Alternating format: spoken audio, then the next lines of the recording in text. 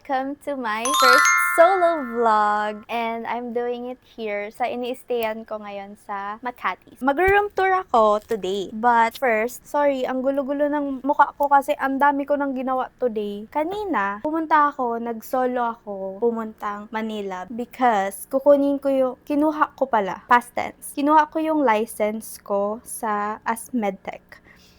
March 11 pa nga dapat yung appointment ko, kaso ang daming nangyari, so nakuha ko siya today lang. Tapos dapat kasi kukunin ko yun kaso may klase ako. So ayun, ngayon ko lang siya nakuha. Anyway, kukuha rin ako ng TOR ko and then ng diploma. Tapos ngayon, sasabihin ko muna kung ano yung mga nangyari. So 'di ba pagdating ko kanina, sobrang tired ako. So hindi pa ako masyadong nakapag-explore dito, as in naligo lang ako and ayun na, nag-asikaso na ako. Wait, kukunin natin. I will show you guys yung bunga ng aking pagpunta dito sa Maynila. Kasi dapat doon ako sa Bicol kukuha. Kaso, nung nagtitingin ako sa Leris, sa PRC, walang option na Bicol, Legazpi or Naga PRC, wala. So, ang option lang, NCR, tas other regions, except, as in lahat ng regions, except Bicol, meron. So, ayun, sa NCR ako kumuha. Sa Lucky Chinatown. And then, guys, grabe, kinuha ko pa yung certificate of registration sa separate place pa, sa QC.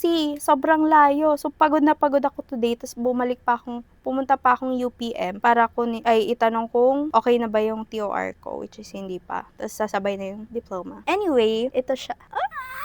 This is not the best photo I have. Pero, okay na yun. Tinanong ako, okay na po ba to, ma'am?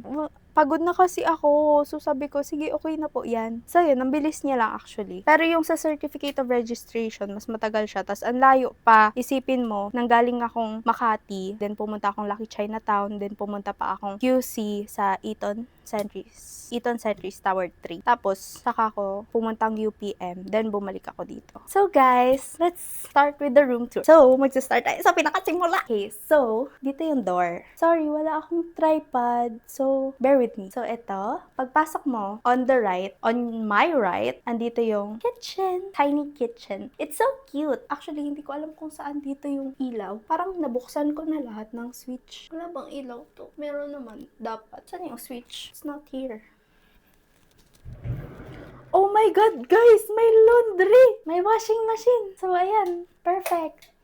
Andito pala yung kasi may sliding door pa pala na hindi ko napansin. Together. Ayan. So, may washing machine pa pala siya. Ngayon ko lang na-discover. And then, ayan. Kompleto na yung mga stuff. May mga plates and shit dyan. Tapos, ref. And then, from the door, on my left, ay lagayan. And may free drinking water yung nakuha kong plate. And then, here is the dining area. Here naman, may mga coffee! Free coffee! If you guys know me, you know how much I love coffee. So, kahit hot, sige, carry na yan. Tapos, here's the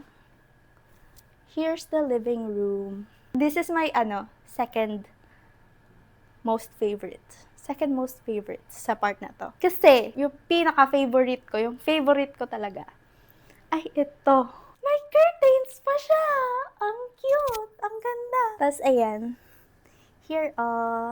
Here's the bed. Ito yung magiging bed ko for 2 nights and more if depende sa ihip ng panahon. And, here's my working area. Tapos, pwede siyang ito,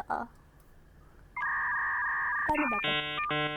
Anyway, nagawa ko siya kanina. Na-pull ko siya. Tapos, ayan. May view ka ng city. I love it. Nasa 15th floor pala ako. And then, here naman is yung mirror. See? Tapos, here naman. Shit, hindi ko ma-open. Hulo ko. Ayan, okay na. Nabahan ako dun for a moment. Akala ko nakasira na ako. Anyway, di ko na yan isasara ulit. Tapos, ito na yung shower. May free conditioner, shampoo, and body wash. Tapos, yan.